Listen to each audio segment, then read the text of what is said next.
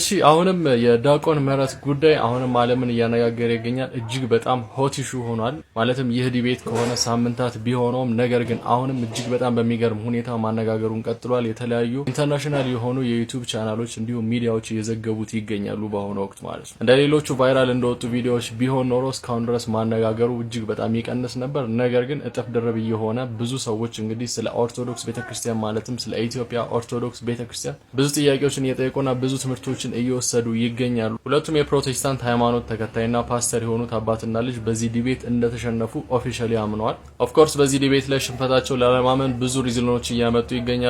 ነገር ግን እነዚህ ሪዝኖችና ምክንያቶች እዚህ ግባ የሚባሉ ሪዝኖችና ምክንያቶች አይደሉም። ከዳቆን ምህረት ጋር ከነበራቸው ዲቤት በኋላ ራሱ በሄዱባቸው ዲቤቶች እዚህ ጋር የተያዘ ጥያቄዎች እየተነሳባቸው እጅግ በጣም ተቸግረዋል። በዚህም ለ19 ደቂቃ በቆየው ዲቤት እንግዲህ ብዙ ሰዎች ትምህርት እየወሰዱ ይገኛሉ። ብዙ ጥያቄዎችን ሜንሽን እያደረጉ ይገኛሉ።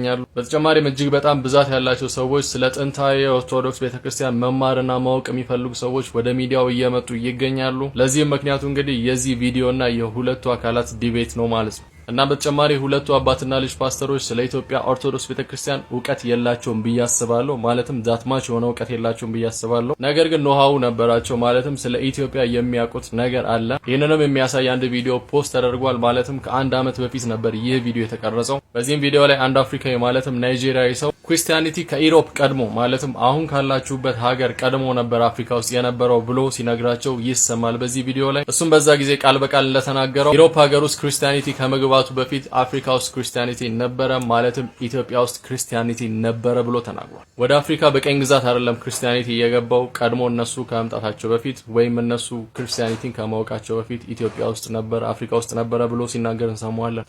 እናድምጠው። Christianity was in Africa before Europe. Whoa, did you hear that? Christianity was in Africa before Europe. Yeah, like Ethiopia. Go ahead, keep going, brother. The Ethiopian Bible is older than the King James and thank Bible. you. That's exactly right. The argument that Christianity brought, that colonialism brought Christianity to Africa is completely wrong. Why is it completely wrong? Because Christianity was already in Africa before Europe. Christianity was in Africa before Europe. Everybody hear that? And one thing you need to know is that Christianity is not a European religion. Whoa, whoa, whoa. One more time. Real loud. Christianity is not a European religion. Man, you're awesome.